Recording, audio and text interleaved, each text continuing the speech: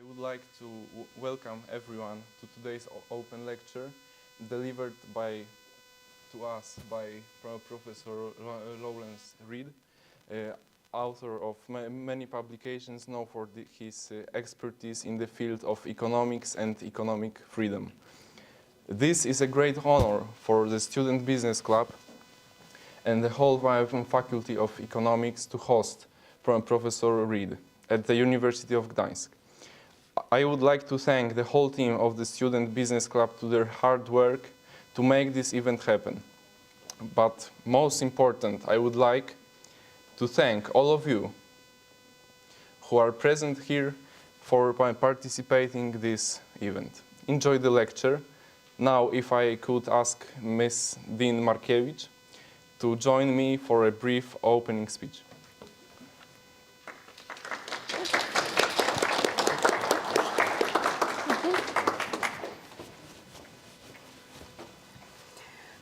Thank you for inviting me to have these few words for you, and especially I have to say that we are all very honored to have you here.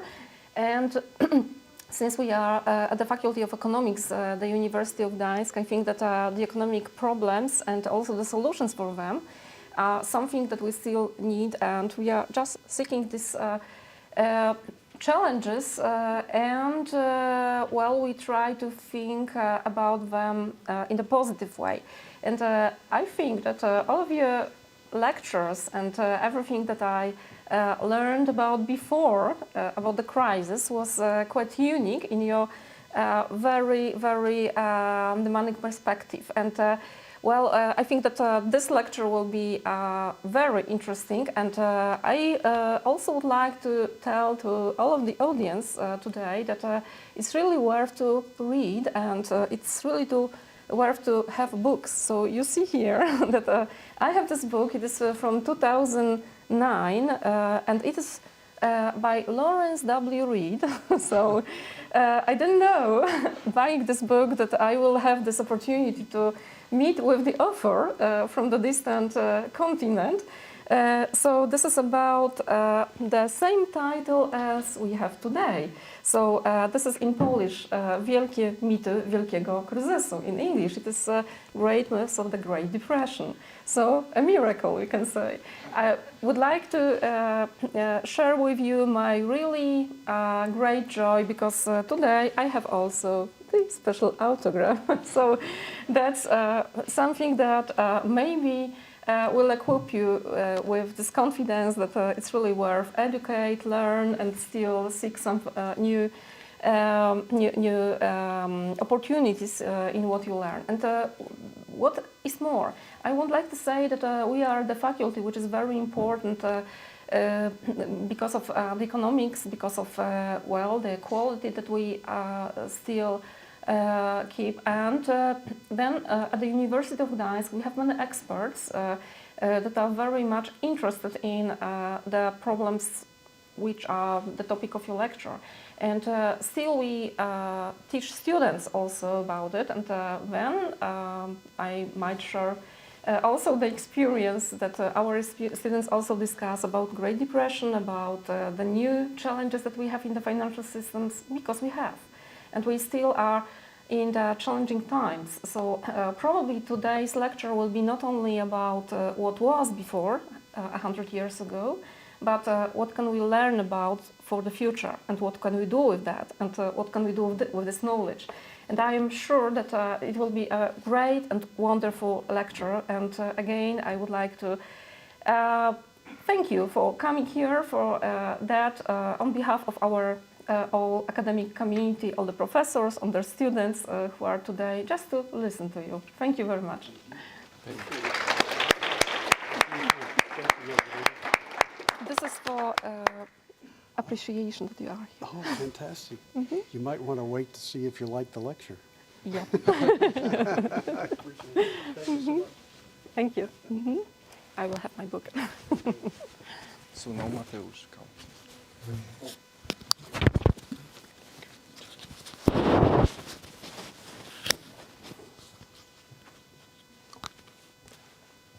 Oh, okay. Okay.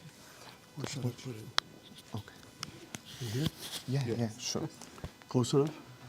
Okay, good morning everybody. My name is Mateusz Czyżniewski and I'm from the GUT, which is the Gdańsk University of Technology. I'm the coordinator of the KASE Gdańsk Club, which is the club of the Austrian School of Economics in Gdańsk.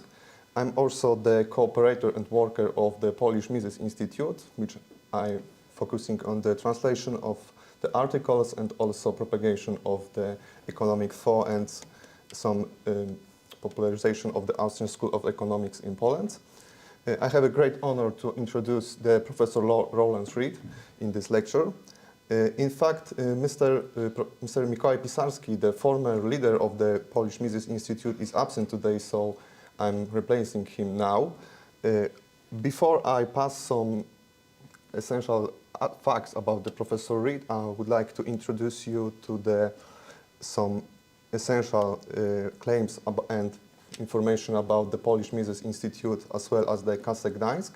So I would like to do it in Polish because of some issues associated with the aspects which are not very obvious for everybody.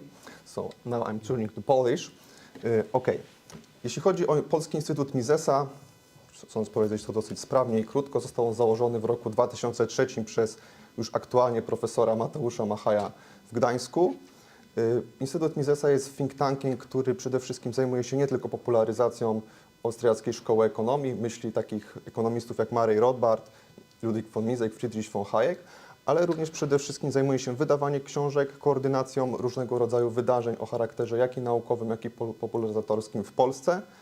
Zajmujemy się też wydawaniem książek, prowadzeniem badań naukowych, które są publikowane nie tylko w polskich czasopismach, ale także w czasopismach o powszechnej renomie, o powszechnej znajomości w świecie nauki. No i też warto dodać, że różnymi przedstawicielami polskiej szkoły ekonomii związanej z szkołą austriacką, jeśli można tak powiedzieć, są nie tylko ekonomiści, ale także filozofowie, czy też przedstawiciele innych dziedzin.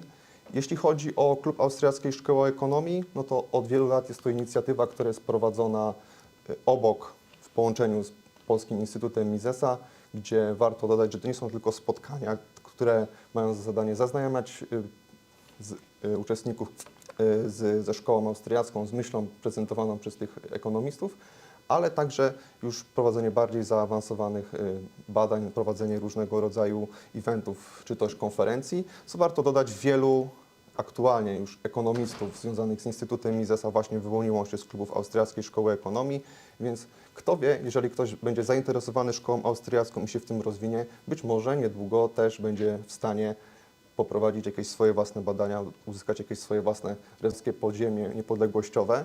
Co ciekawe, był też aresztowany z powodu współpracy z podziemiem antykomunistycznym. Od wielu lat, już po odzyskaniu niepodległości, bywał w Polsce z wykładami, bywał na konferencjach naukowych, na różnego rodzaju prelekcjach, referatat. Od wielu lat Instytut Misesa w wielkiej przyjaźni i wielkim szacunku współpracuje z profesorem Reedem w ramach jego działalności. Co bardzo istotne, profesor Reed jest emerytowanym prezydentem Foundation of Economic Education, czyli jednego z najbardziej znanych, jednego z pierwszych think tanków ekonomicznych w Stanach Zjednoczonych, co istotne dla szkoły austriackiej o profilu wolnościowym, wolnorynkowym. Co też warto dodać na temat profesora Reeda, niedawno został odznaczony przez pana prezydenta Andrzeja Dudę Orderem Zasług dla Rzeczpospolitej, czyli medalem, który może uzyskać niezwykle zasłużony obcokrajowiec dla narodu polskiego, dla państwa polskiego, co też warto podkreślić. No już nie przedłużając, już zmieniając język, I'm very honored to introduce you, Mr. Professor, here and after, of course. So I would like to introduce you the topic of the lecture, which is the great myth of the Great Repression, and give the applause for the prelegents. Thank you so much. Thank you very much for that very kind introduction. Special thanks also to the Dean, Magdalena, and also to Jan Markanich. I don't know how many of you know of the interesting circumstances that led to this opportunity to speak to you today, but when I was in Warsaw in November, I had a little bit of time between events on November 11th, Independence Day, and I went into a coffee shop just to warm up and get a drink of coffee, and a delightful couple approached me and said, "Aren't you Lawrence Reed?" And I thought, wow, how would they know? And it was Jan's mother and father, who are here today, Jacek and Kasia. And they said, well, next time you come to Poland, you have to come to Gdansk. And they explained that they recognized me because their son Jan, I think, had directed them to my website. So what are the chances of that? So that worked out beautifully, and they've been so kind in putting me up at their home this last evening and tonight. Well, I'm honored to be here. Poland is a very special place for me and has been since my first of many visits in 1986. And you will recognize that year, of course, as a year before the big changes, when Poland was still governed by a communist government. That visit was very revealing to me. I came away thinking, wow, the Polish people are remarkably courageous. And I met so many people who were active in the underground movement to make Poland a free country once again, and which ultimately, of course, succeeded. I was so impressed, but the visit didn't end well because I was thrown out. The Polish government detained me and kicked me out and said I couldn't come back. And every time I applied for a visa to return until 1989, the visas were rejected.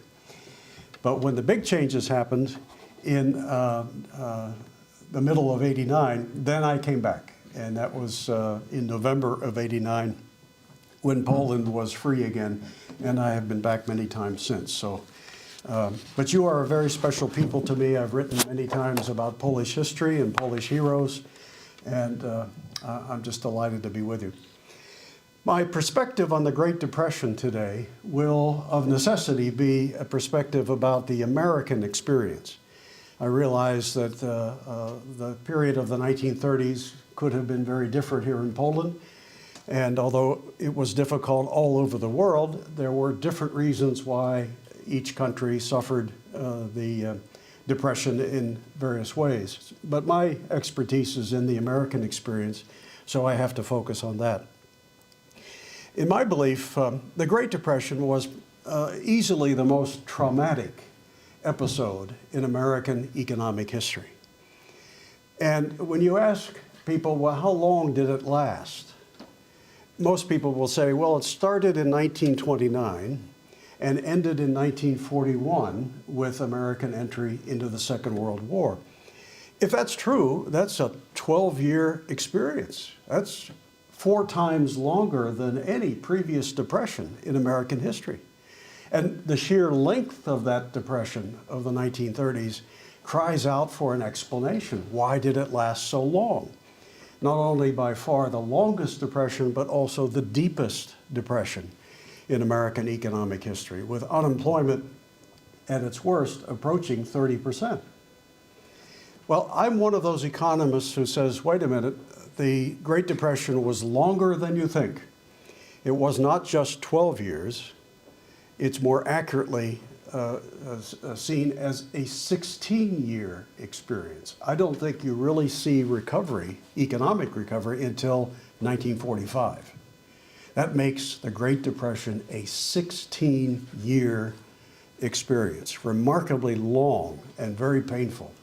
And I will explain why 16 years is a more accurate depiction of the Great Depression than 12 in the course of this talk. We had unemployment approaching 30%. Half of industrial production was idle for a time. There were even rumors of impending revolt in certain places, a lot of social chaos. It was a terrible time in American economic history. Sometimes, maybe more often than not, the Great Depression is presented as if it was one big 12-year or 16-year experience, but I think it's best understood in its phases, 4 phases. And so that's the way I'd like to present it to you today. 4 phases or periods of the Great Depression, one leading to the next. The first phase, I'll give you the name of it in just a moment. But the first phase will explain why it started, and the second, third, and fourth phases will explain why it continued, and why for a time it actually deepened before we saw recovery. Understanding the Depression in terms of these four phases, I think, gives you a perspective that is the best way to see the whole experience. The first phase we call the monetary or financial phase of the Great Depression. And by that terminology, financial or monetary, you can see that this first phase has something to do with the money system, the money and credit system. And I'm suggesting to you that it was mischief in the monetary sphere that led to the start of the Depression, and the subsequent phases will explain why we didn't immediately recover, why for a time even the Depression deepened. What do we mean by the financial phase? You could spend a whole semester just talking about booms and busts, and the Austrian School of Economics, I think, provides us the best explanation of where these cyclical moves come from. Those of us who are Austrian do not believe that it's something inherent in a free economy, that if you have a free economy, you just have to have booms and busts. I don't think so. I'm very firmly of the opinion that it's mischief in the monetary sphere that produces the boom and thereby sets the stage for an eventual correction or bust phase. And you see that very evidently in the monetary figures of the 1920s. To make a long story short, these cyclical booms and busts, the cycle-like experience, begins when the monetary authorities attempt to stimulate the economy, I put that in quotes, but they do it through easy money, through expansion of money and credit. And the first time you begin to see that, it shows up in the form of lower interest rates. It turns out that from 1924 until very early 1929, the Federal Reserve System, America's central bank, engineered a 66% expansion of the nation's money supply. 66% over about a 5-year period. That's quite remarkable. And you might say, well, why did they do that? There are a number of reasons. One was to help Great Britain restore a gold standard. That's a very admirable objective, but Britain wanted to do it at a rate that had ignored all the paper pounds it had printed during the First World War. So to make it possible for Britain to restore gold convertibility at an unrealistic rate, it was important for the American dollar to be weakened. And the Federal Reserve accommodated Britain by weakening the dollar, by expanding the nation's money and credit supply by some 66%. We have a name for this period in the 20s, the Roaring 20s, because it was a time of tremendous prosperity, it seemed. Lots of economic activity, very low unemployment.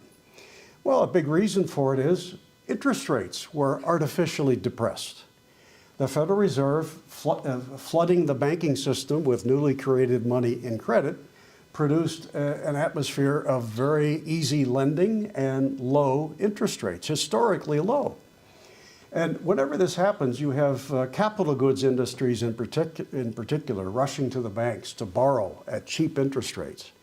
After all, capital goods industries like tools and dyes and equipment and machinery and so forth, they are very sensitive to interest rates. They involve projects that are long-term quite often and that have to be financed by the borrowing of money. Let's say if interest rates are about 5% and then the Federal Reserve comes in and starts expanding the monetary base, driving the interest rate to 2%, just to give you a hypothetical example. You know that the effect of that artificially lower interest rate is going to be to encourage borrowing, right? You're thinking as a business person about this long-term project, how are you going to finance it? At 5%, you might think, I don't know if that's going to be profitable. But now money is only 2%. A lot of projects come off the shelf and business invests in them and uses the newly created money to do that. So there was a boom in capital goods industries that filtered down into many other consumer goods industries as well. And the result was the so-called Roaring '20s. Low interest rates. There was a land boom in Florida, which also we saw before the 2008 collapse, and for a lot of the same reasons. Easy money, cheap interest rates. The banks being flush with funds, eager to push the money out the door to almost anybody who wanted to borrow it.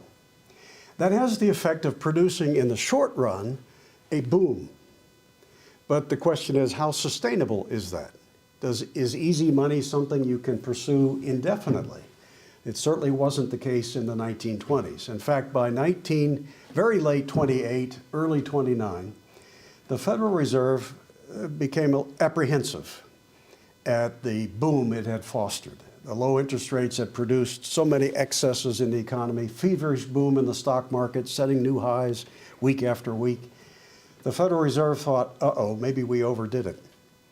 And so they began to move in the other direction. And by the early part of 1929, the Federal Reserve had moved from a low interest rate, easy money policy towards a higher interest rate, tight money policy. It began choking off the stimulus to the boom by raising interest rates. In fact, they did it many times during the year 1929, 1930, kept raising interest rates dramatically.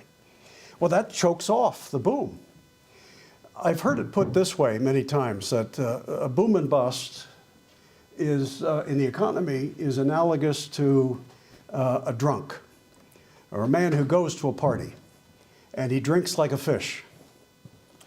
And then he stumbles home at 2 in the morning, and a few hours later he feels terrible, right? The same man who felt so good a few hours before, when he had the stimulus of the alcohol, now he feels terrible. He has the hangover phase of the personal boom-bust cycle, you might say. That's essentially what the economy goes through when governments play games with the monetary system. They stimulate a boom that is not sustainable, and at some point they choke off the boom by removing the monetary stimulus. Interest rates rise. Many projects that look profitable at 2% now no longer look profitable if they have to be financed at 5, 6, or 7%. And so you see in capital goods industries a more pronounced boom and bust than you find in consumer goods industries, because it's capital goods primarily where the easy money flows, where the big borrowing occurs. You and I might borrow when interest rates are lower, but what we borrow as consumers is relatively small compared to what a major business may borrow to invest in a long-term capital-intensive project. So as the Fed moved in another direction in 1929, tighter money, higher interest rates, the boom slows down and begins to turn in the other direction. Some people say, well, the Great Depression was caused by the stock market collapse in October of 1929. But those of us of the Austrian School of Economics persuasion say, no, no, no. The stock market crash was a symptom. It was not the cause of the Great Depression. In fact, if you look in the weeks before the big crash in the market in October, you find the market actually peaked out weeks before the big crash, and it was already coming down. Why? At any given time in the stock market or commodity markets, you can say that there's a small portion of people who are relatively smart. They're not right all the time, but they know what to look for. They look for changes in interest rates, changes in Federal Reserve policy. And by the summer of '29, you had a lot of the smart money observing what the Fed was doing, and they say, uh-oh, the boom is about to end. The Federal Reserve is taking the alcohol away from the party.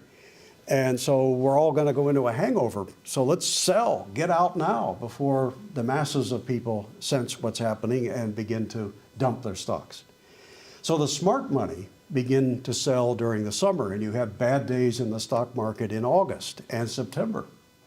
It wasn't until October, late October, when the great masses of people said, time to get out. Let's everybody dump.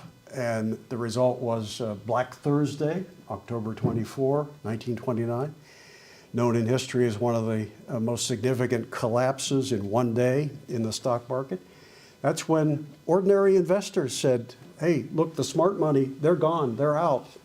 The market's already down, we think it's going a lot further, let's sell. And the very pressure of that selling caused the market to experience dramatic collapses in late October. So the stock market is a symptom, not the cause of the Great Depression. Its boom and bust is a mirror of the Federal Reserve's policy. It went through the roof, went way up for several years because the easy money was flowing into the stock market, and it collapsed once the balloon was pricked by the Federal Reserve changing its policy from easy money to tight money. Now, if nothing else had happened, 1930 might have been a year of recovery. And this could have gone down in history as just another of many economic depressions in American history.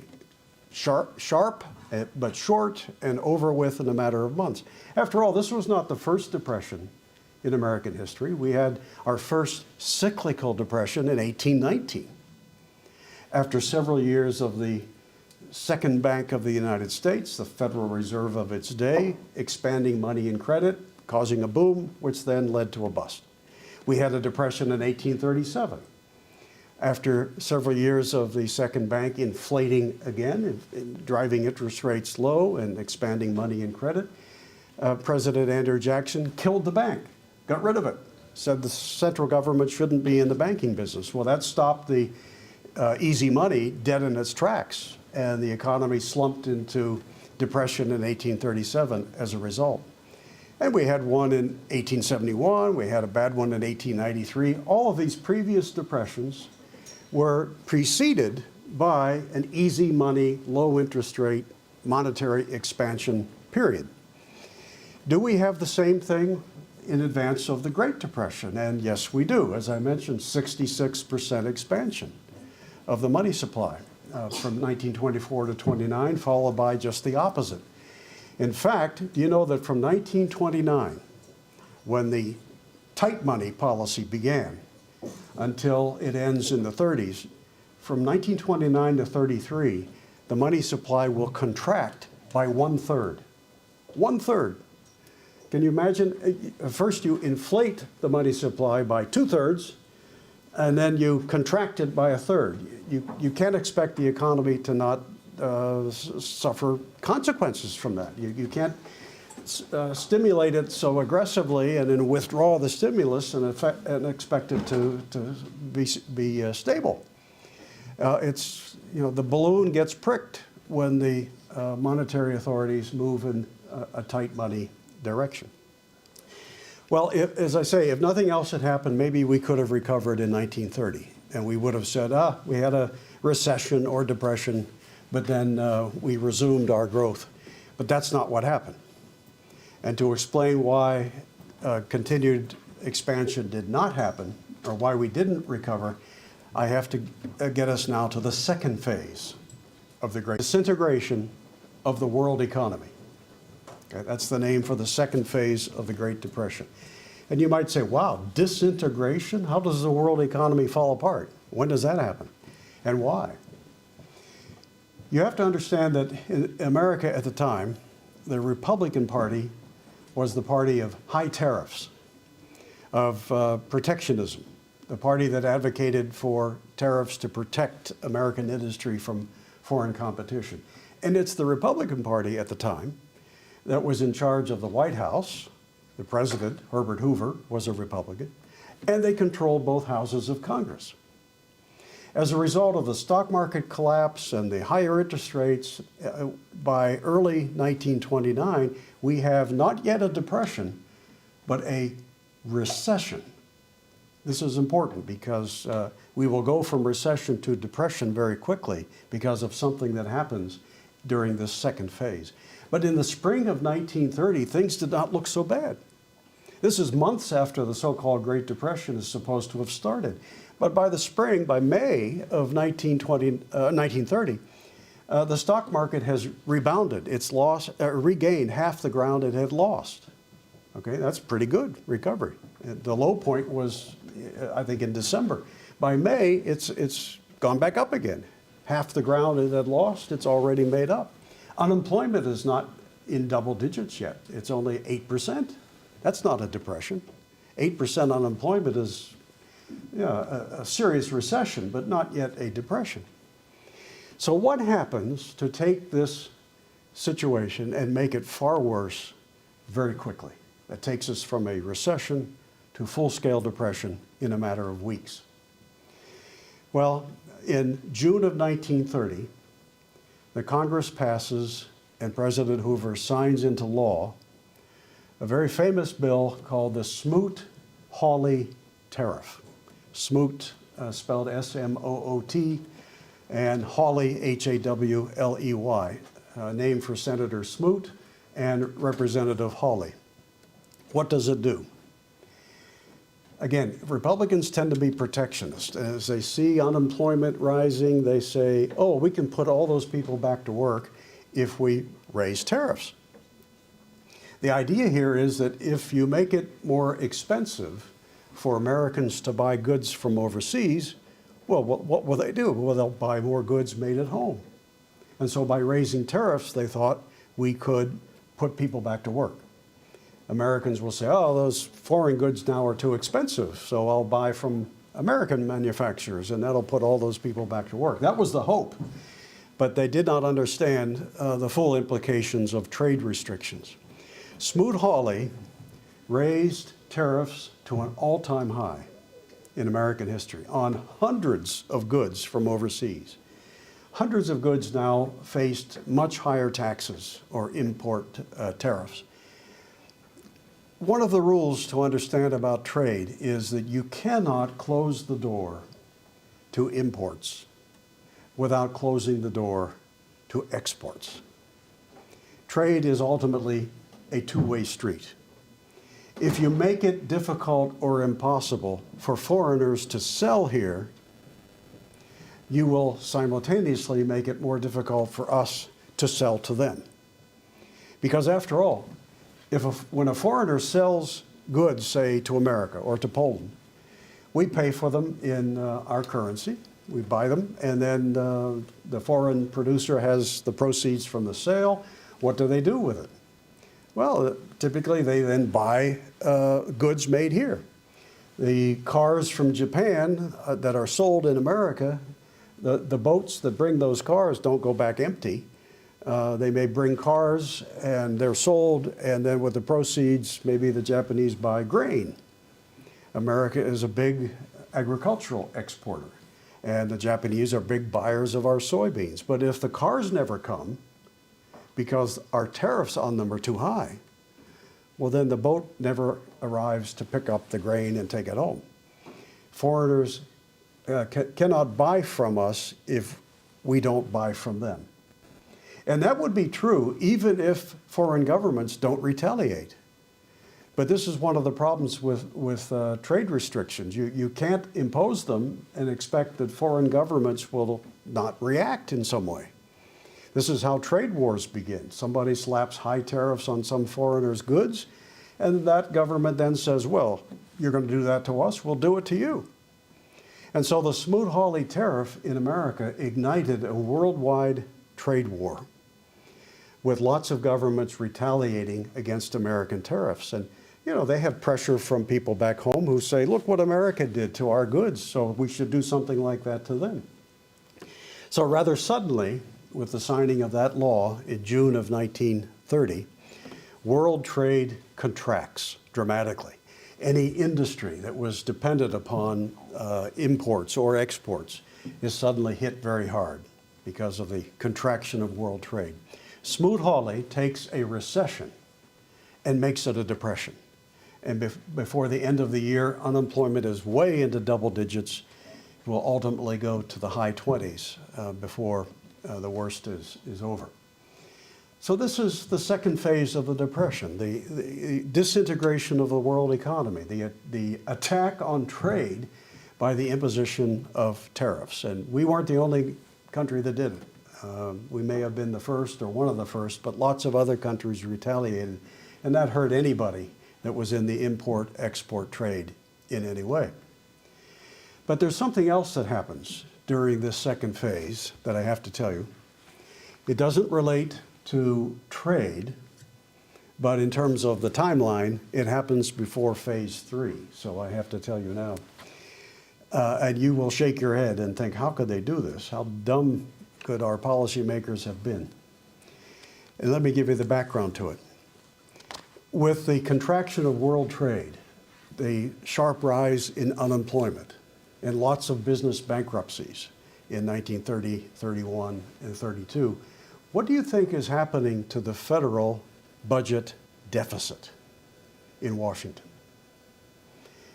The deficit, the difference between what Congress spends and what they actually take in tax revenues, is now huge because people aren't working. Businesses are going broke. Tax revenues are way down, reflecting the depressed economy. Do you think that Congress said, oh, well, we must cut our spending so as to meet the shortfall in revenues? Oh, don't I wish. But governments don't typically do that. And so with the Republicans still in charge, concerned about the red ink in the federal budget, they pass in 1932 the Revenue Act. Guess what it did? Keep in mind, the economy's in full-scale depression. Unemployment's 16, 17%. Businesses going bankrupt. Everybody hanging on by the skin of their teeth. And the Revenue Act doubles the income tax. Just what a depressed economy needs, a massive tax hike. They not only raised the top rate of income tax from 24 to 65%, that's more than a doubling at that top rate. They raised rates all through the spectrum of income. They raised excise taxes, other taxes throughout the economy, hoping it would bring more revenue into the Treasury, maybe balance the budget. All it did was to send more people and more businesses into bankruptcy, which meant even less payment into the Treasury. The deficit got even bigger because of the disincentives of this massive tax hike, biggest in American history to that point. The last thing you would want to do to a sick economy is to clobber it with higher taxes. That's no prescription for recovery. So in hindsight, we can look back and say, how could they do this? We know what the consequences were, but at that time, they thought, we'll spur confidence in the American economy if the federal government has a balanced budget. Well, here we are then, 1932. Massive tax hikes, tariff hikes, depressed economy, unemployment now in the vicinity of 20%, and we have a presidential election, 1932. Anybody remember, I think I may have mentioned his name, who is the incumbent president who runs for re-election in 1932? Herbert Hoover, okay?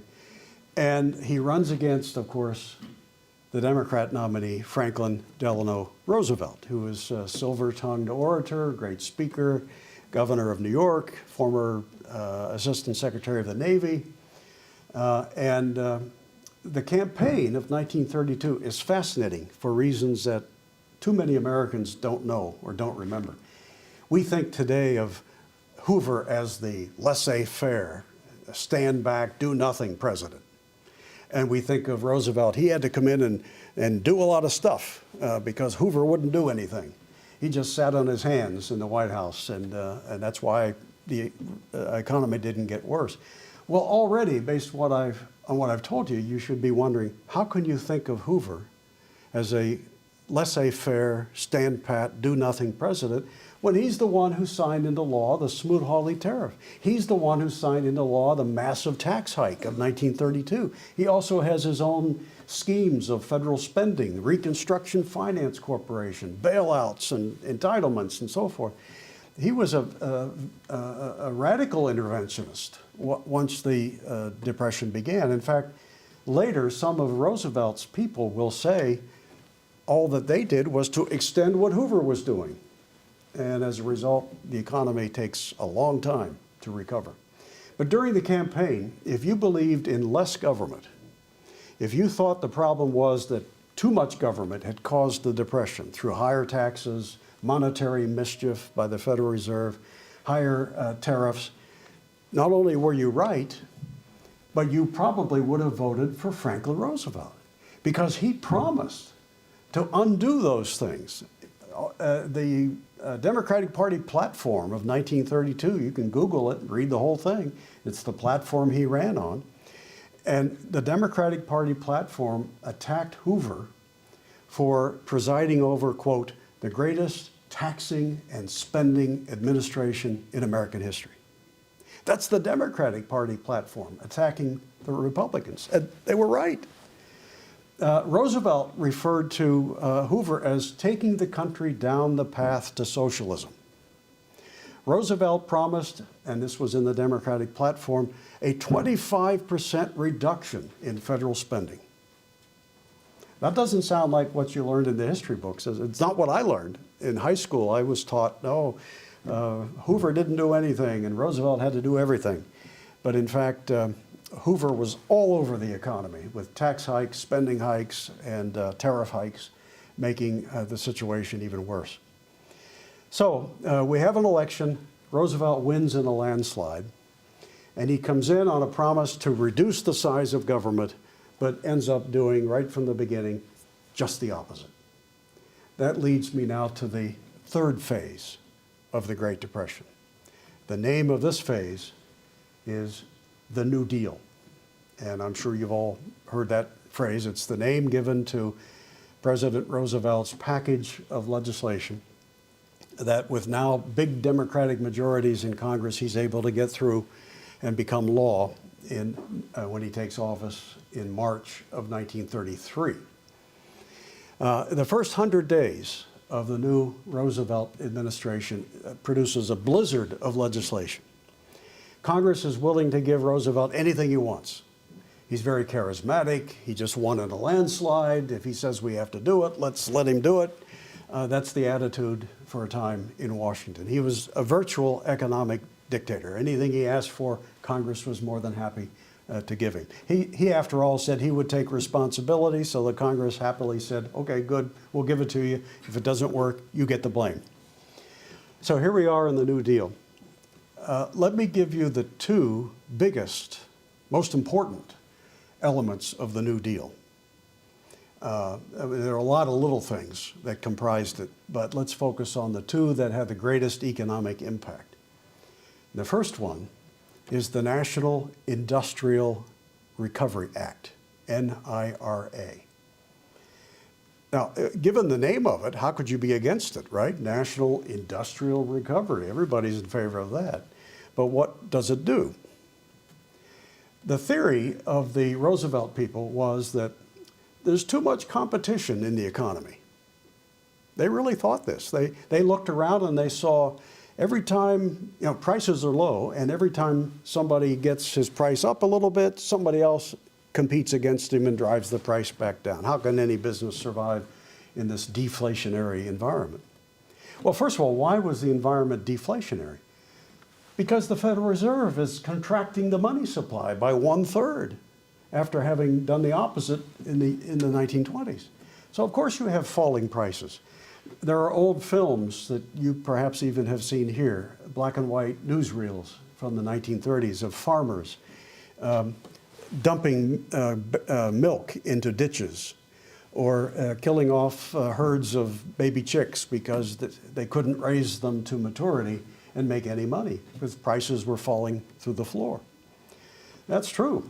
The prices were very deflationary, but instead of stabilizing the money supply, the Fed kept raising interest rates and driving money and credit into the ground. But Roosevelt's people thought the problem was competition. Not the Federal Reserve, but rather competition. So they passed the NIRA, which imposed wage and price controls on the economy.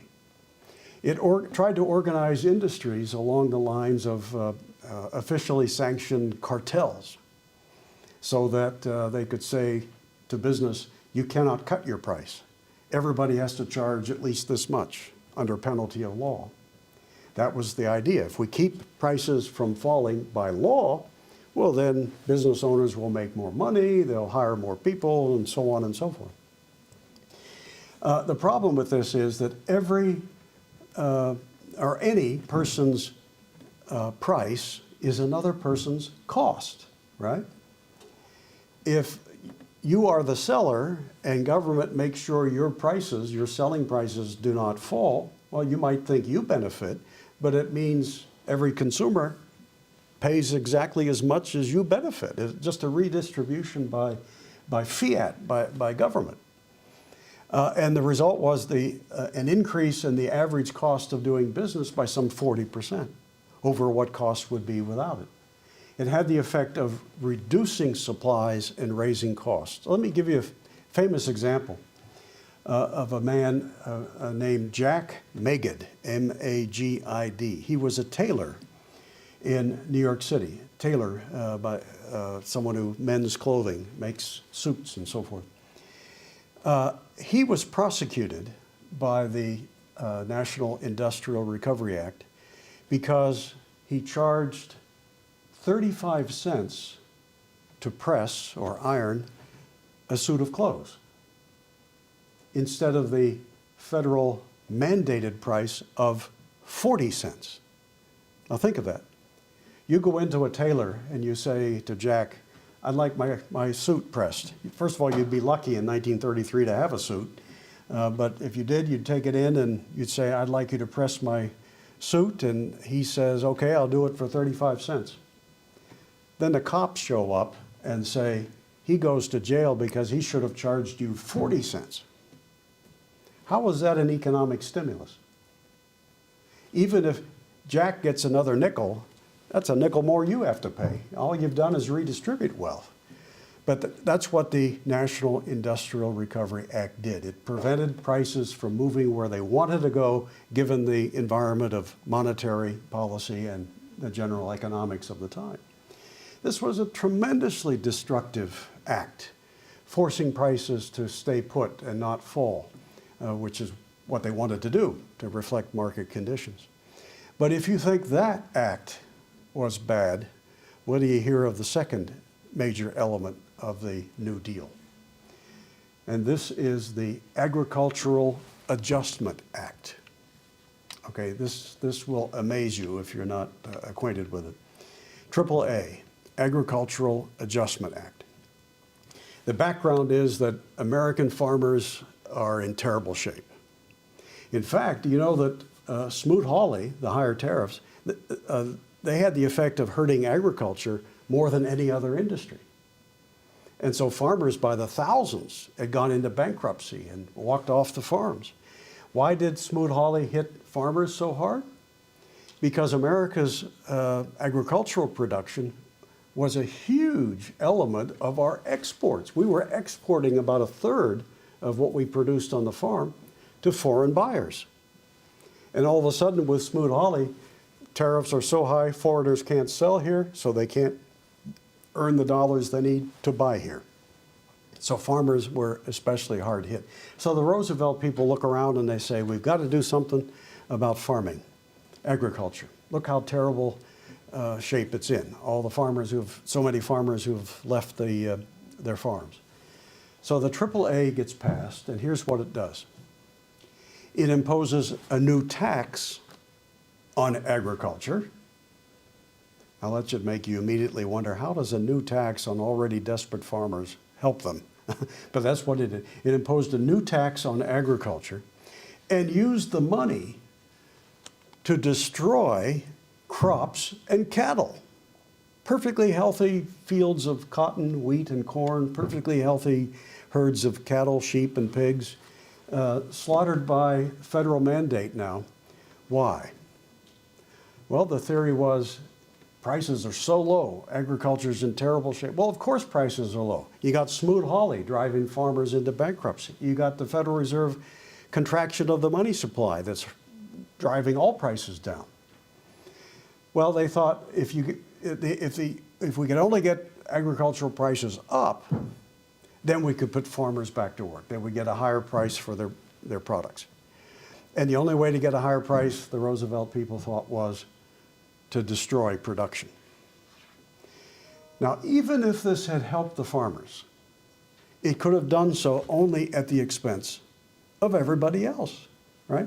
A farmer's higher price is a consumer's higher cost. Again, this is redistribution through destruction. I remember one of my economics teachers at my undergraduate alma mater telling us about this in class. And he recounted how a Brazilian student had once approached him after class and said, Dr. Senholz, you talked about the destruction of crops and cattle under the AAA. And he said, it sounded like what we do in Brazil. This is many decades ago. I don't know if they still do this. But he said, in Brazil, we do this to the coffee crop from time to time. We pick out a state and we burn the state, or a big chunk of it, burn the coffee crop, so that the result is less coffee on the market and a higher price for the coffee we do sell. And Dr. Senholz responded to the student by saying, well, if destroying a state makes you wealthier, why don't you set fire to the whole country? Just burn everything and think of all the economic activity there'll be in replacing the destroyed production. Of course, that's ridiculous.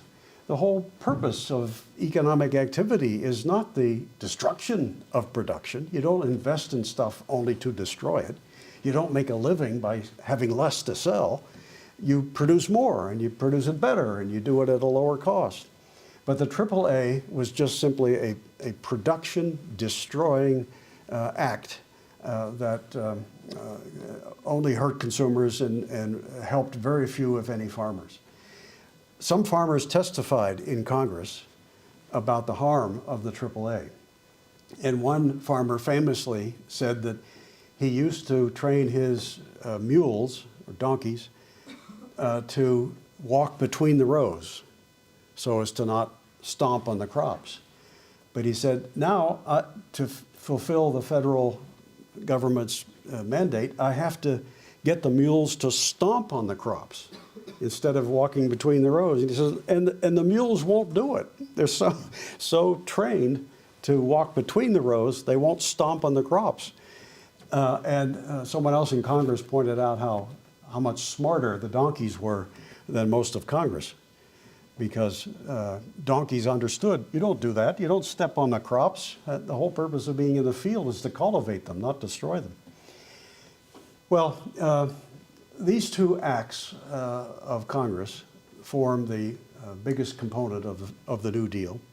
Another thing Roosevelt did during this period is to confiscate American gold holdings. In the very month he took office, in March of '33, he announced to the country that beginning on the 1st of May, you could no longer possess gold coins.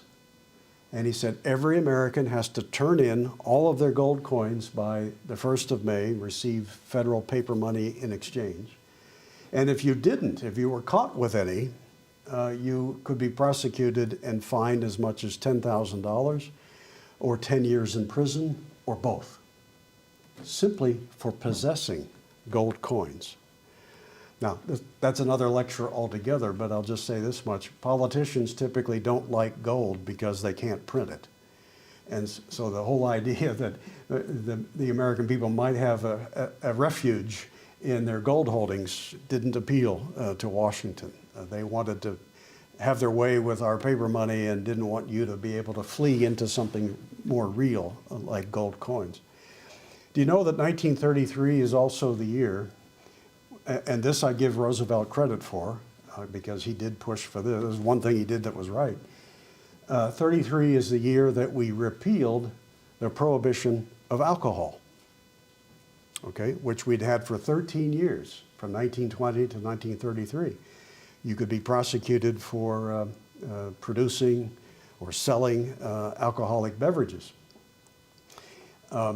Roosevelt decided the country needed a good drink, so he did push for repeal, which was widely accepted at the time. People finally realized that prohibition hadn't worked. People were still drinking, and they just went underground. So they repealed it. But the interesting thing to note is, a year before, if you had two guys walking down the street anywhere in America, say in 1932, one of them had a gold coin in his pocket, the other guy had a bottle of whiskey in his hand. Which one was the criminal? the one with the whiskey, right? And now a year later, they confiscate our gold, make it illegal, and repeal prohibition. So same two guys walking down the street a year later, one with a bottle of whiskey, the other with a gold coin. The one with the gold coin is the criminal, the one with a bottle of whiskey, no problem. That's how dramatic the change was with regard to those two things in just a year's time. If you ever have a chance to explore Prohibition, you'll find there are endless and often very funny stories about the American people's reaction to the law forbidding alcohol. Increasingly, as Prohibition went on, it was hard to find a jury that would convict someone in violation of Prohibition. And there's a famous example from New York City where a man was charged with selling forget what the quantity was, one bottle, big bottle, liter or whatever it was, of whiskey.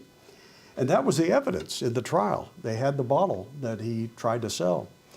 And so the jury goes into deliberation over whether or not they should convict this guy. And in the deliberations, they just pass the bottle around and everybody's sampling the evidence. And they drank the whole bottle and then found the guy not guilty.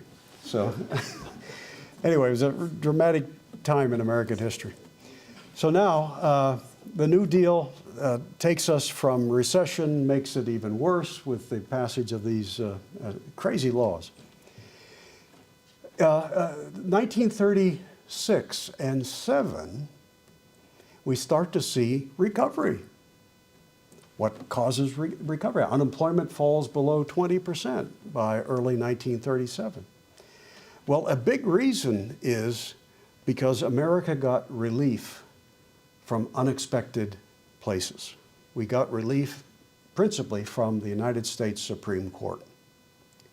Both the National Industrial Recovery Act and Roosevelt's Agricultural Adjustment Act were challenged in court, went all the way to the Supreme Court, and both of them were thrown out. And that's what caused Roosevelt forever to call the Supreme Court those 9 old men. He would speak of them always in a negative way. Those 9 old men, I tried to do the country all these wonderful things, and they come and throw them out. They threw out other things that Roosevelt got as well. That'll come back into play in the next phase, when Roosevelt tries to exact revenge on the Supreme Court. But freed of the worst of FDR, the economy starts to recover. No more NIRA, no more AAA. 36, 37, there's a rebound in the economy. But then in 1937, we suffer the sharpest decline in American economic history. Swiftest, sharpest, all of a sudden the bottom falls out, we're deep in depression again. What happens to take a recovering economy in 1937 and dump us back into depression? That brings me to the 4th phase. And we call this the phase of the Wagner Act, W-A-G-N-E-R. The Wagner Act, passed by Congress, signed by President Roosevelt, is the most harmful aspect of this 4th phase. But there are a couple other things that happen at the same time. I want to briefly mention them, and then we'll get into the Wagner Act and its major implications.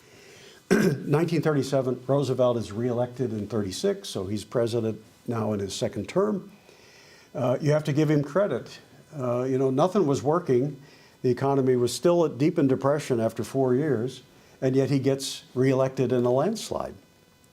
The Americans of that day say, oh, but he gave great speeches, he gave fireside chats that reassured the country and that warmed our hearts and so forth. They didn't quite make the connections between what he was saying and what he was actually doing and what was happening in the economy. But fresh from a re-election victory, Roosevelt in early 1937 decides to go after the Supreme Court. Now, this is a political development, but it has economic implications. Roosevelt is very unhappy with the court, as I mentioned, because it threw out so much of the New Deal. So he can't call for their impeachment. It's not impeachable for a Supreme Court justice to say, this is my judgment. This is, how I see what's happening here. That's not impeachable. So Roosevelt has to come up with a way to get the court out of the way. And so he says, I want a law, we need to get Congress to pass it, that says for every justice of the court who reaches the age of 70 and does not retire, the president should get to appoint one new one. Looking back on it, knowing of the age of the justices, over the next 2 or 3 years, he could have appointed 5 new justices if that had passed. He could have packed the court. That's the origin of the name, the Supreme Court packing case. So how does this have an economic impact? Well, if you were an investor from any country and you're thinking, do I put my money in the American economy? Do I take a risk and invest in America? As long as Congress hadn't yet decided this issue, you're thinking, oh my gosh, if he gets that, if he gets the Supreme Court packed, then all that garbage of the New Deal is going to come back. I don't want to be a part of that, so I'm getting out now. I'll put my money someplace else. So as long, for several months in 1937, as that maneuver was a possibility until Congress settled it, that was depressing to investment and to economic activity. But ultimately, Congress said no. They rejected it, and he didn't win that battle. It was the first big battle, first big battle of his administration that he lost. His own party turned against him. I mean, even many Democrats were saying, "What? Look at Europe. We've got dictators in Germany and Italy. They control every branch of their governments. Here's Roosevelt. He controls the executive branch. The Congress has a rubber stamp for him, and now he wants to control the judicial branch. Not in America." And so they rejected it. But it's one of the reasons why in 1937 we have a renewed collapse for a time in the American economy. Another factor in the decline of 1937 is Roosevelt's undistributed profits tax. Undistributed profits tax.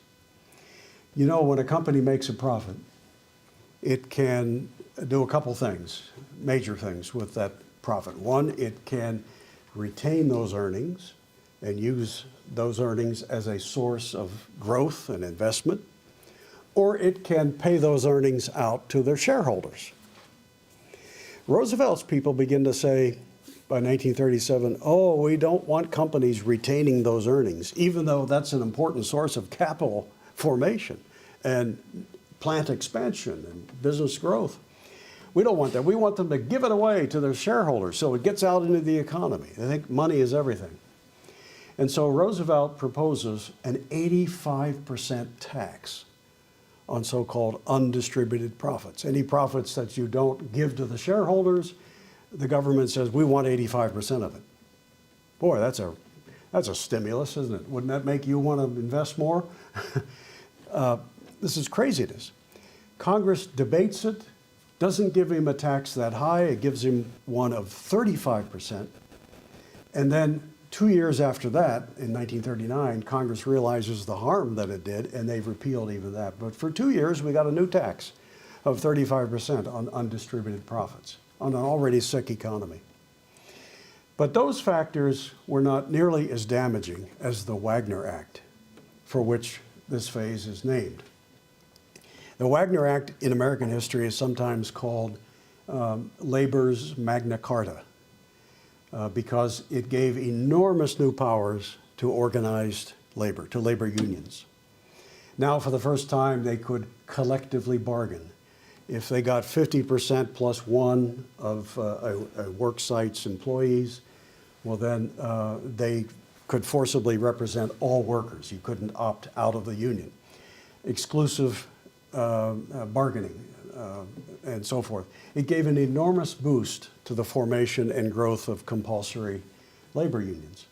And that's why in 1937 you see a wave of strikes all across America. The sit-down strikes in the auto plants in Detroit stand out in that historical period. And so this has an enormously costly effect on doing business. All of a sudden, labor costs go through the roof. And so a lot of businesses can't handle it. And so there's a wave of business bankruptcies along with these strikes all across the economy. Now, the American economy will linger in depression for a few more years. Congress will take away some of the privileges it gave to unions in the 1937 law, but we're still in a depression when Pearl Harbor happens in December of 1941. And this is where you have a big mistake. A lot of people think, well, maybe Roosevelt's policies didn't turn it around, but it was the war that did it. How many have heard that explanation for recovery? It was the war that finally saved us. The implication being that war is good for an economy. To that I say, no thank you, because there's a lot of myth involved in that idea. But on paper, guess what happens to the unemployment rate? We draft 11 million men into the military. Unemployment falls to single digits. Wow, looks like the Depression is over. But if you were to talk to average Americans during the war years, they wouldn't say, yeah, we feel a lot better than we did 5 years ago. They would say, what do you mean? We've got rationing, we got fewer goods. Instead of factories making consumer goods like refrigerators and automobiles, they're making tanks and guns and planes and bullets. Arguably, we had to do that to win the war, but don't confuse it with economic growth. It's just economic diversion. You don't see a recovery in the American economy until after the war. And why do you see that? 1945, 46, all of a sudden the American economy comes to life again, and you can say that this 16-year depression finally is over. A couple major reasons. One is, in 1945, we got a new president. Roosevelt died in office in April of 45. Harry Truman becomes the new president. He gets rid of a lot of these New Deal crazies that were just piling regulations and higher taxes on the economy. Not that he's a laissez-faire small government guy, but he wasn't the rabid anti-capitalist that many of the Roosevelt people were. So there's a little friendlier environment for investment under Harry Truman. And he signs into law in 1945 a huge reduction in the business income tax rate. It was at 90%, and Truman cut it to 35%, overnight. Let me ask you, if you're a business person and you're wondering, should I invest? Should I take a risk to build a new plant, hire more people? Is it going to make a difference to you if on one day the government says, you make any money at that, we'll take 90% of it. The next day it says, now we'll only take 35%. Yeah, it's going to make a difference. Many business people said, if you're only going to take 35, well, then I'm willing to take the risk. I'll have more money to invest. So that dramatic reduction from a very confiscatory high rate of 90% to 35 made a huge difference on the part of economic incentives. And another big factor that explains the recovery is, and this will be a surprise if any of you are Keynesian, you may know, being in economic school, that John Maynard Keynes said that when government spends, it stimulates. When it spends less, it hurts the economy, which that's another topic, but I don't buy that nonsense for a second. We had the biggest reduction in government spending in American history in 1945 and 46. Almost all of it was reduction in war spending. But that's beneficial to the economy. You had a lot of people, Keynesians, who were saying, if the government's going to radically reduce its spending, we're going to be back in a depression. Just the opposite. Why? Because when government spends less, it frees up those resources for use by the private sector. And 99% of the time, the private sector is going to use them more efficiently than government bureaucrats will. So it's a big help to the economy for the government to get out of the way in 1946 and leave these scarce resources for the private sector to obtain and invest. Those are the two big reasons for the recovery we finally see in the late 1940s. Now, to summarize all this, I've taken more time than I wanted to, and leave time for questions. Anyone who says the Great Depression was caused by laissez-faire, caused by limited government, free markets, and that Roosevelt saved us by his various schemes, I think is very much mistaken.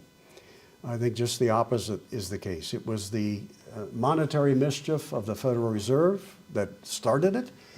And incidentally, I was present in when Milton Friedman was celebrated at the White House with a birthday party when President George Bush put on this party. There were 100 of us at Milton Friedman's birthday party. And the chairman of the Federal Reserve at that time, Ben Bernanke, he actually turned to Friedman in front of 100 of us, and he said, "You were right. We caused the Great Depression." But then he said, we promise not to do it again. That was his way of saying that Friedman's critique, which was that the Federal Reserve had poisoned the party with all the alcohol and then withdrew it, and we had to suffer a hangover as a result. He was saying, you were right. You were right. And yet Americans still widely believe that the economy just fell apart of its own weight and the government came in and rescued us. Not the case at all, and I hope I've given you a case that you can make when you hear anyone say that.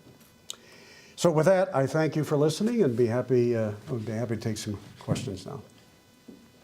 Thank you.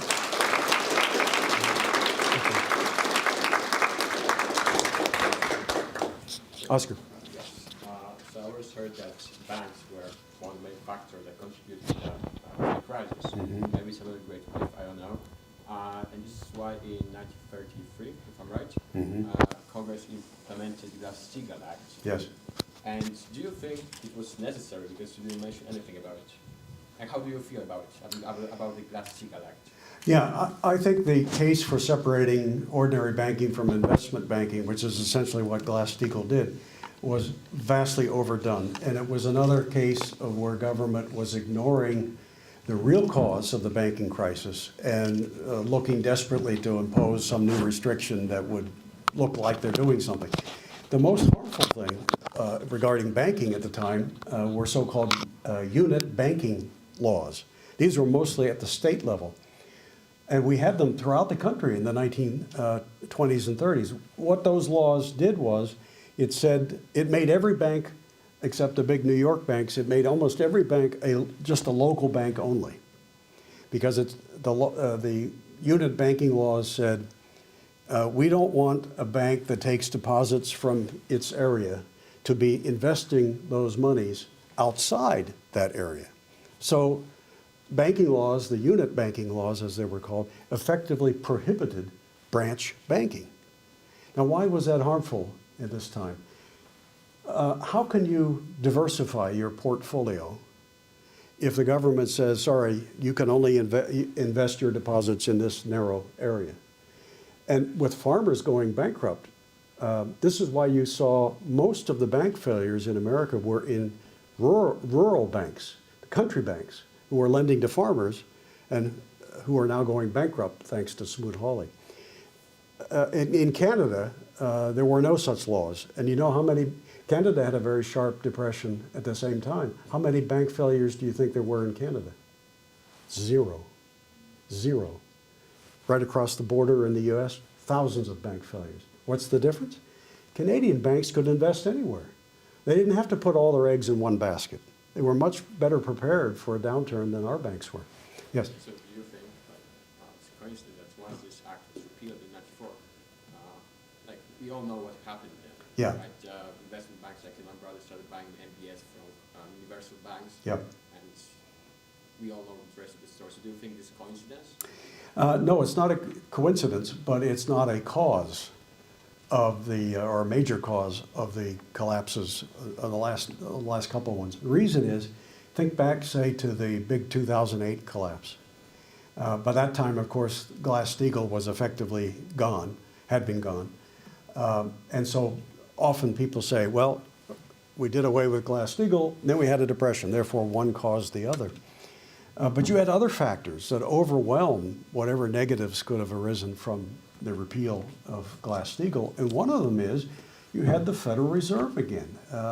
After 9/11 in 2001, and for a decade, practically, the Federal Reserve was pumping up the economy, starting this massive era of dirt cheap interest rates and growth in the money supply. That house of cards had to come down sooner or later. And when the Fed began to reverse itself in 2007 and start raising interest rates, that's when the weaknesses in the economy were ever more apparent. And finally, we suffered the collapse of '08. It's the same old story. Easy money, going too far in the easy money direction, then later they go too far in the tight money direction. They never get it right because they are mortals. Let me put it this way. Let's suppose the government said, we'd like to do the same thing with green beans that we've done with the money.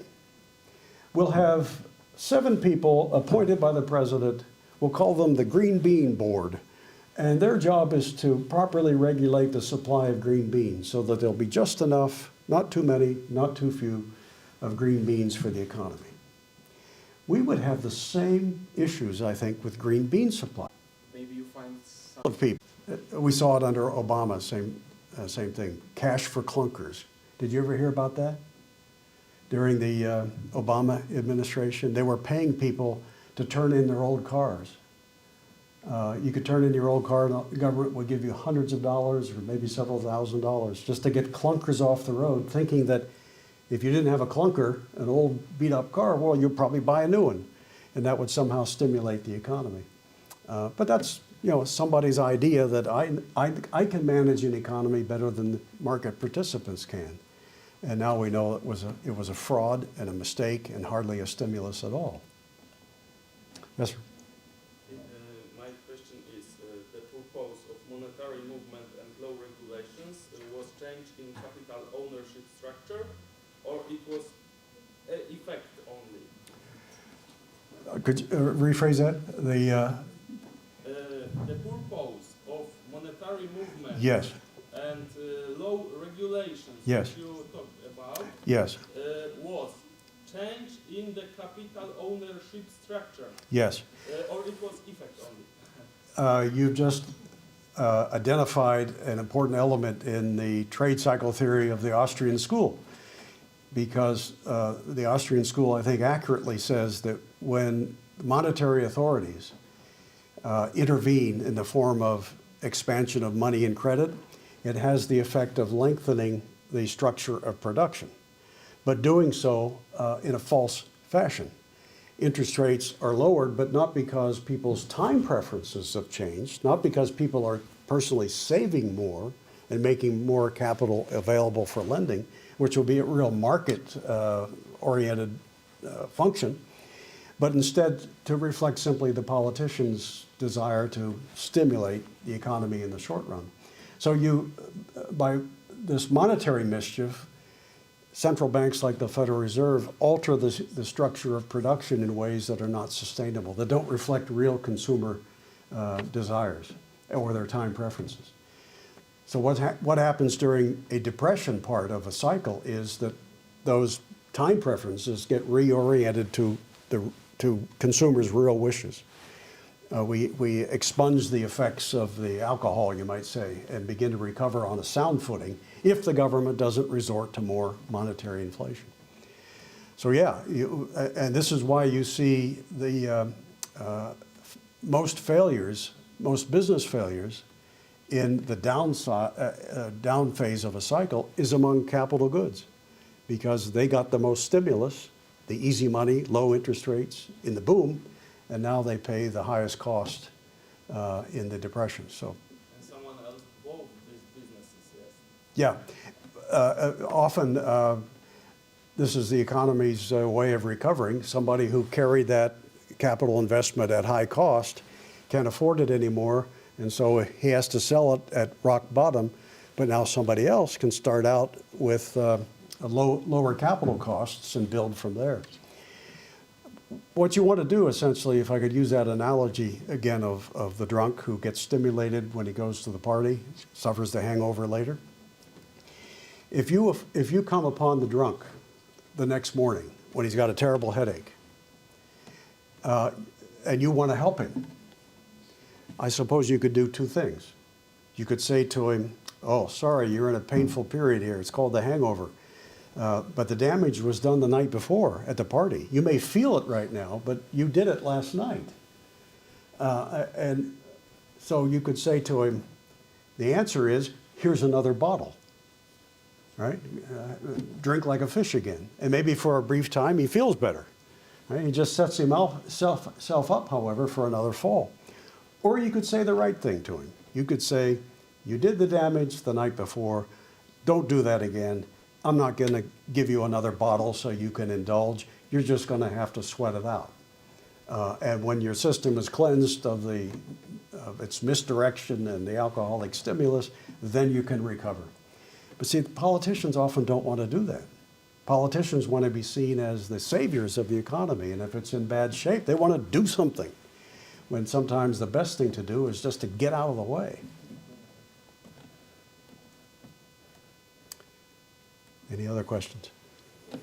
Yes? Maybe not necessarily related to the topic of your presentation, but I'm wondering what got you inspired to pursue economics, and how did you get started in the field? Okay.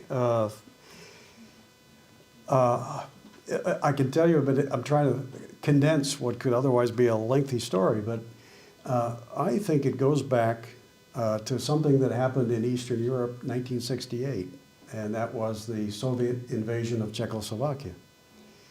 I had been, as a teenager, watching the unfolding of Prague Spring, and I was cheering on the Czechs, hoping that they could continue to free up the economy and the political system, hoping the Soviets would not invade. And then when they did, in August of '68, I remember walking past my father's bedroom one evening about 10 o'clock, and he had the radio on, and he said, he motioned for me to come in. He turned it up, and we heard the first reports of the Warsaw Pact invasion. Within a few days, there was a little article in our local newspaper that said there was going to be a demonstration in downtown Pittsburgh, Pennsylvania, near where I lived, to protest the Soviet invasion. I said, I want to be there. So I bought a bus ticket, went up to Pittsburgh, joined in.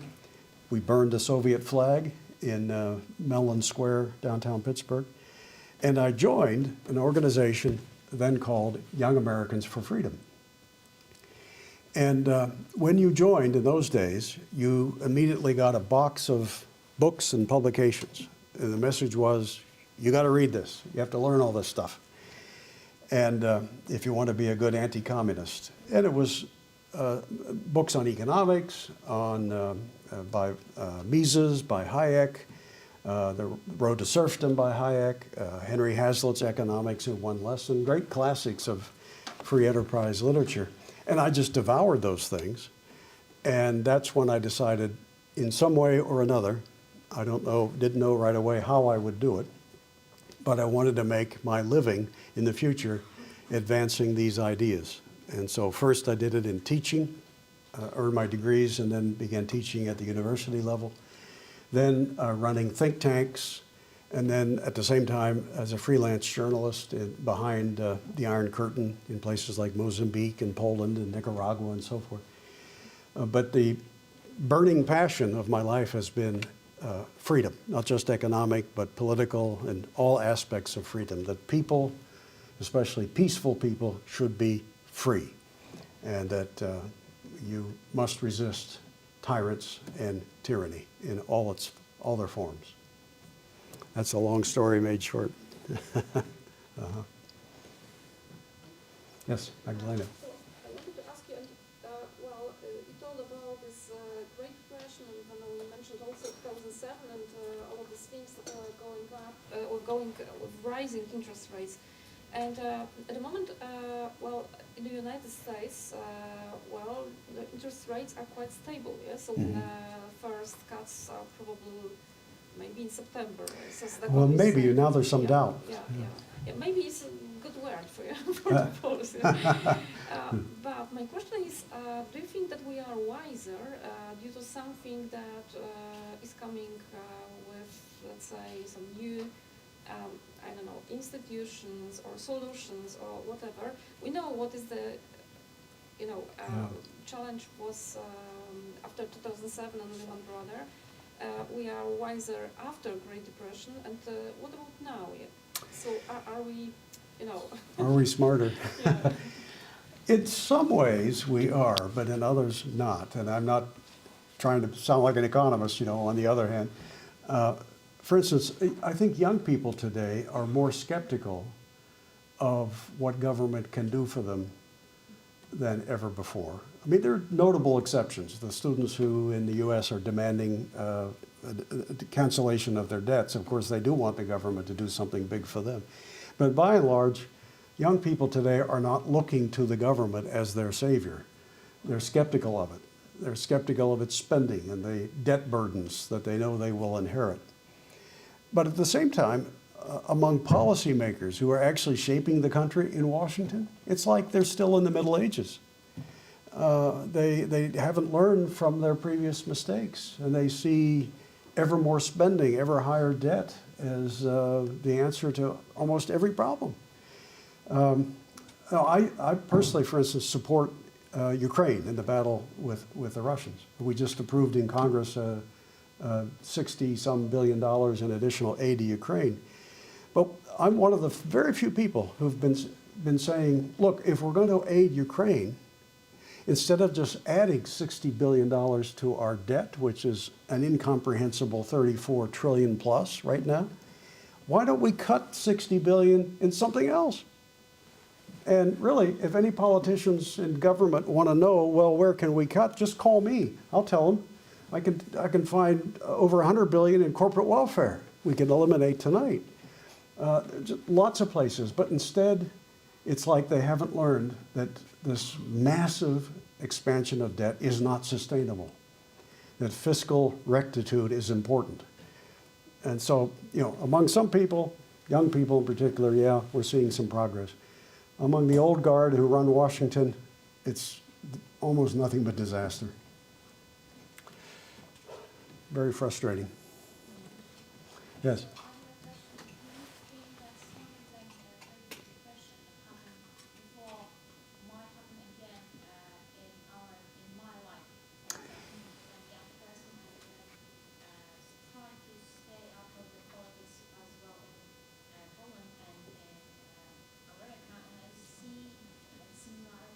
Yeah. Are very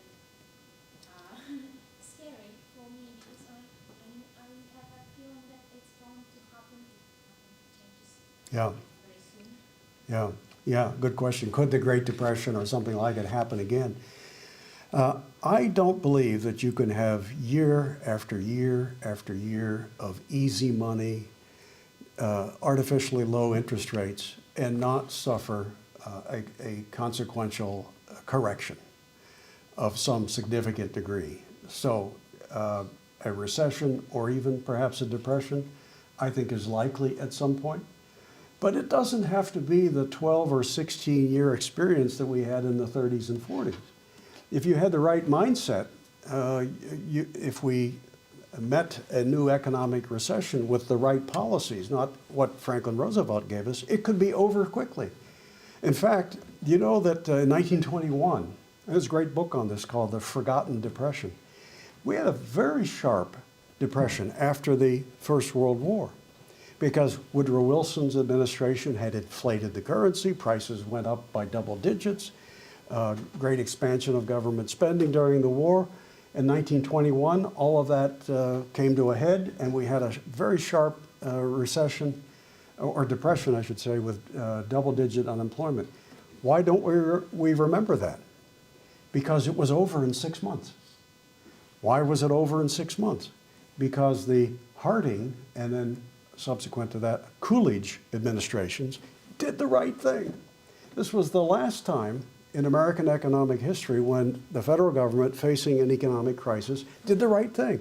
They didn't roll out a whole list of new interventions and tax hikes, and instead Harding and Coolidge slashed government spending. Under Calvin Coolidge, who I think was a great president, he reduced the national debt by 1/3 in just 5.5 years in office. And he cuts, his administration was the last one in American history where government at the federal level was smaller when the president left than it was when he started. That's the last time that every president since government ends up being bigger after he's in office. Calvin Coolidge did the right thing, and if it weren't for the Federal Reserve and its monetary mischief, we could have had continued prosperity for a long time. So how deep and how long the next depression will be, nobody knows, because we don't know what the policies of the government will be. If we throw Roosevelt-type policies at the government, we'll have a long depression, and it'll be very deep. If we have a Harding-Coolidge response, it could be over in a matter of months. New hand. Yes. My question is, do you think that the government steps were too big during this Great Depression? Because it sounds like they didn't have enough knowledge, and maybe they should just check. Yeah, part of the problem, I'm glad you raised this, because I don't want to suggest to you that the politicians of the day were just stupid. I mean, there was a lot of that, no question. But you could maybe forgive them a little bit by saying, you know, they were working in the dark. They didn't know, didn't fully appreciate the full impact of what they were doing.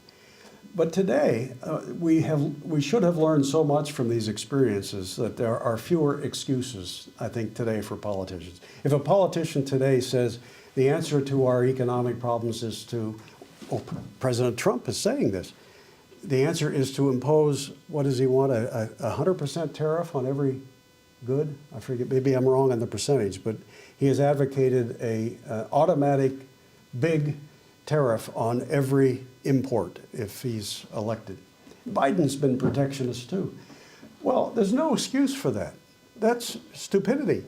We did this with Smoot-Hawley, and it was a disaster. So today, I don't think they have the excuse of ignorance. They should have learned something. But keep in mind, politicians, for the most part, appeal to people, and they try to read the public to see, what can I get away with? What will the people buy? What will make the people think I'm their savior? If the people's ideas are wrong, the politicians will reflect that, and they'll do the wrong thing. So that's why economic education is important. If you can convince the great majority of people that their salvation is not in politicians, but rather in market activity, entrepreneurship, personal self-reliance and responsibility, well, then they won't put pressure on the politicians to do the wrong things. That's the never-ending challenge, to educate, educate, educate, so that people will know the right thing, and the politicians will then feel the pressure to do the right thing.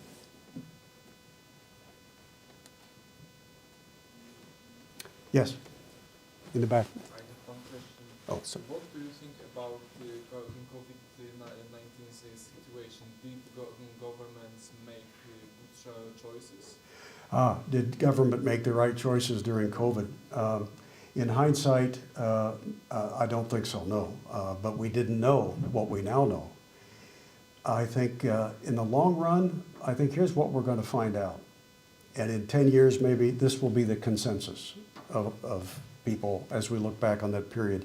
I think we will find that government itself was a major cause of the problem, that as Senator Rand Paul has been able to point out, the U.S. government was actually financing gain-of-function research at the lab in Wuhan, and that the virus was ultimately not from the natural environment, that it was the result of manipulation funded by American taxpayers at the Wuhan lab. I mean, that should be scandalous. But even the CIA and the FBI have both now said, we think the virus came from the lab. And we now know that the United States government, through Mr. Fauci, was sending tax dollars to fund that very kind of research. And I think we will find out that the lockdowns were very, very harmful and produced more negative consequences, especially for young people, than whatever the positives may have been. And that we should never return to that policy of lockdowns again. I think it prolonged the problem and made it worse. So maybe we'll learn from COVID and not let the government do that kind of stuff again. Its first impulse is to push somebody around. You ever notice that? There's a crisis. Oh, well, we have to tell somebody what to do. We have to take their stuff, give them orders. They never think about what the consequences of that could be. What if they're wrong? I think they were in COVID. Oh, I'm sorry, the lady in the back, yes. Yes, so I have a question. If something similar to the Great Depression happened in the States right now, Mhm. do you think that slashing the expense of the country would end it? Would slashing expenses, if we had a depression now, end it? That by itself would probably not be enough. There has to be a concerted effort across all fronts to restore fiscal order. And there has to be a change in the mentality of people to accept less reliance upon the government, more upon themselves. And so spending reduction would be important, and it would have to be supported by people, but so would tax reduction, so would tariff reductions, so would regulation reductions. These things all would be helpful, and I think it has to be a package. Just like in the Great Depression, we got a big package of a lot of things. It was just all in the wrong direction. We got more of all the bad things instead of less of the good things, and so it lasted for 16 years. But I don't want you to think I'm pessimistic.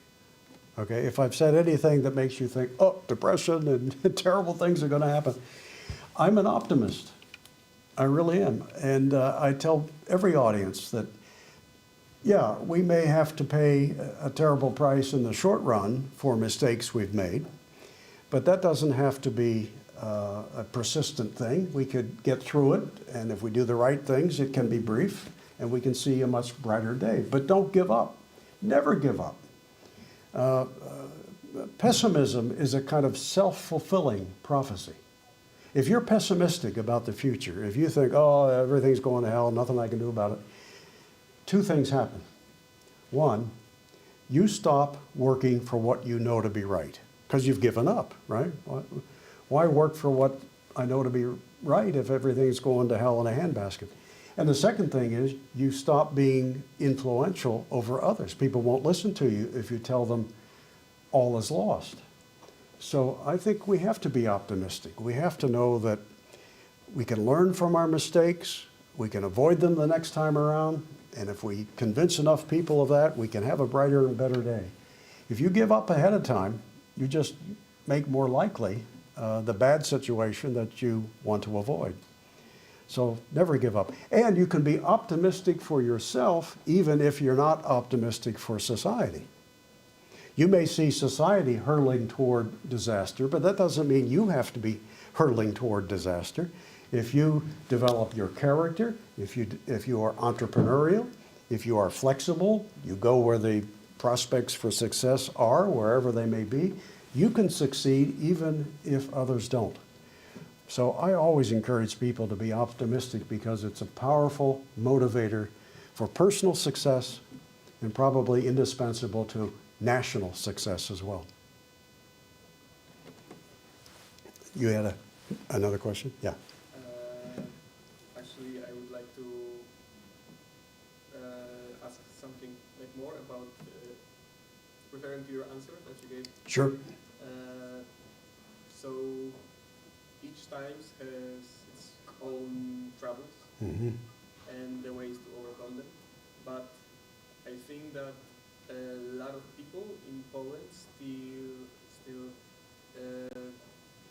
is living the dream, the American dream, and looking up to the United States as the dreamland, like the paradise.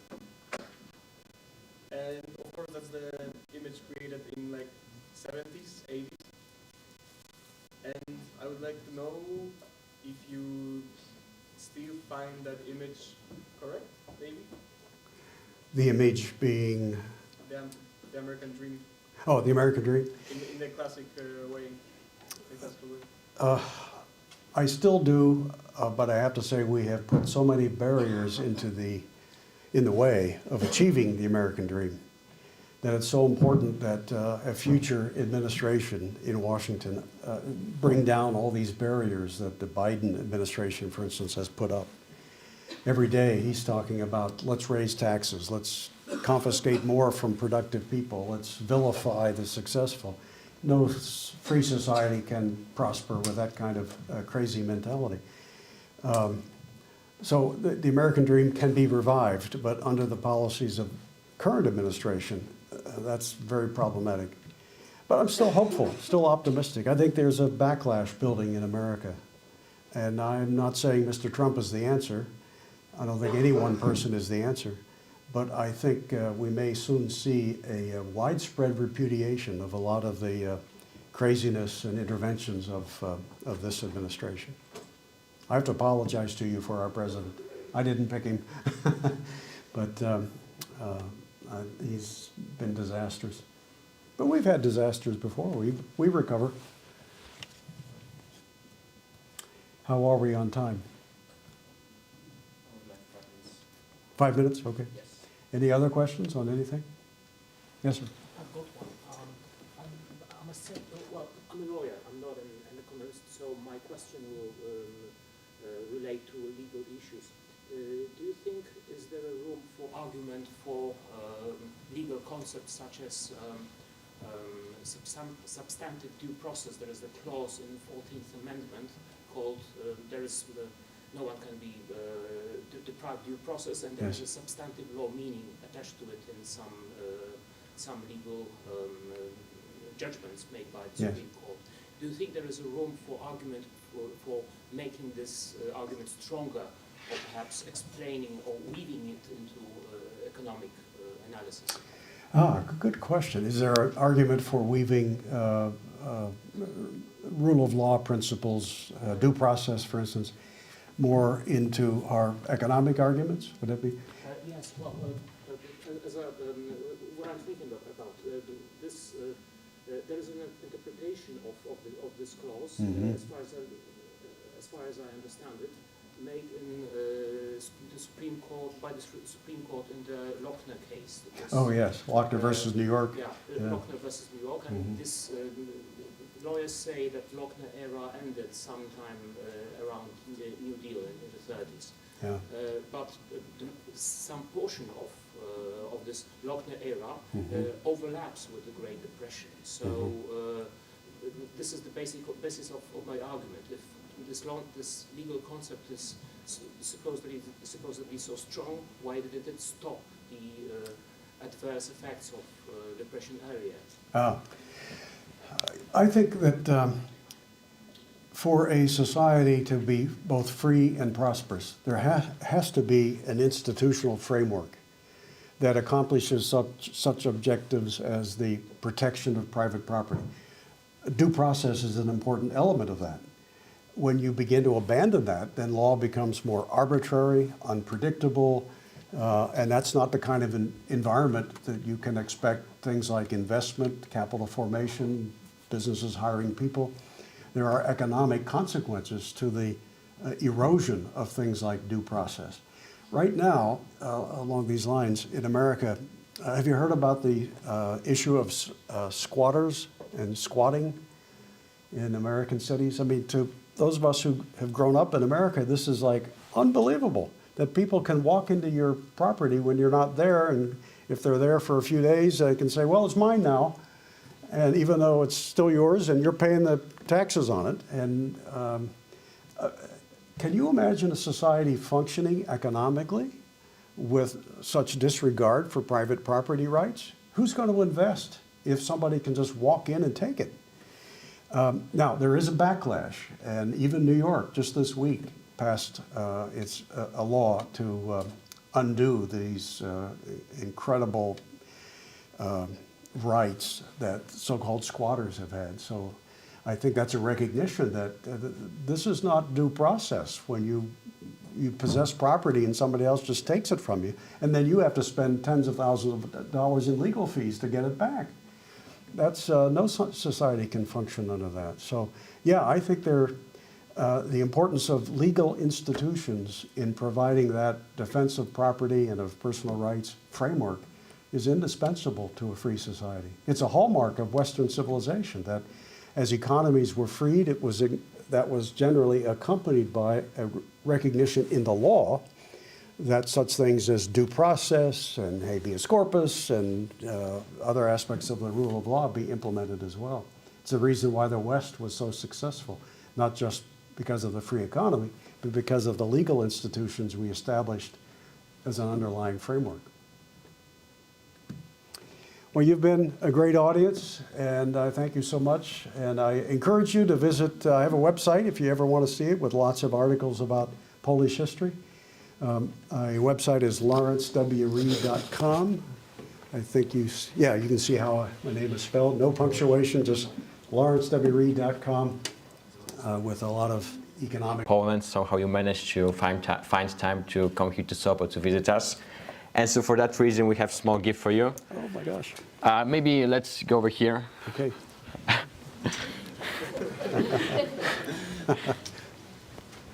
So yes, once again, thank you so much. Gosh. Thank you, Oscar. Thank you. Paparazzi time.